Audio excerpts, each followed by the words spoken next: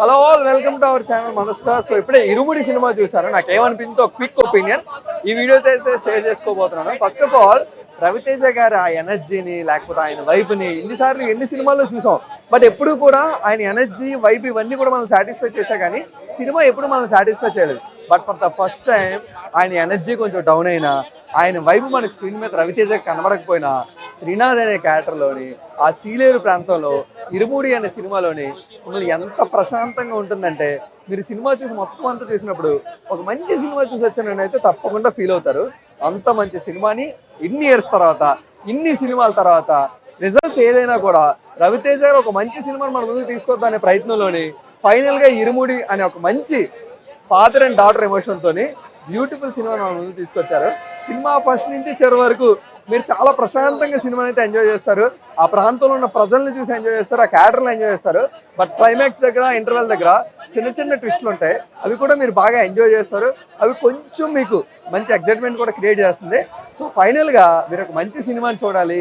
And అదే కాకుండా మంచి సోషల్ మెసేజ్ ఇప్పుడున్న జనాలకి ఇప్పుడున్న సొసైటీకి చాలా చాలా కావాలి. అండ్ అదే కాకుండా ఫాదర్ డాటర్ బాండింగ్ ఎలా ఉండాలి, అందులో ఫాదర్ పాత్ర ఏంటి, ఇవన్నీ కూడా పర్ఫెక్ట్గా క్యాప్చర్ చేశారు శివ నిర్మాణ గారు. అసలు ఆయన ప్రతి సినిమాలో కూడా ఎమోషనల్ బ్యాగేజ్ అని చాలా హెవీగా ఉండి లైట్ హార్టెడ్ సినిమాలు మన ముందు తీసుకొస్తుంటారు. బట్ ఈసారి ఆ లైట్ హార్టెడ్ సినిమాని తీసుకొచ్చారు కానీ ఆ ఎమోషనల్ బ్యాగేజ్ ఇంకొంచెం కాన్సన్ట్రేషన్ పెట్టుంటే బాగుండైతే నాకు అనిపించింది. ఎందుకంటే ఫాదర్ డాటర్ బాండింగ్ చాలా బాగా వర్కౌట్ అయింది. బట్ ఇంకొంచెం ఇన్డెప్త్గా దాన్ని టచ్ చేసి ఉంటే డెఫినెట్లీ ఆడియన్స్ బయటకు వచ్చిన వాళ్ళకి ఒక ఎమోషనల్ రైడ్తో ఈరోజు బాగా వద్దును. బట్ ఎనీవేస్ ఇరుముడి ఒక మంచి సినిమా.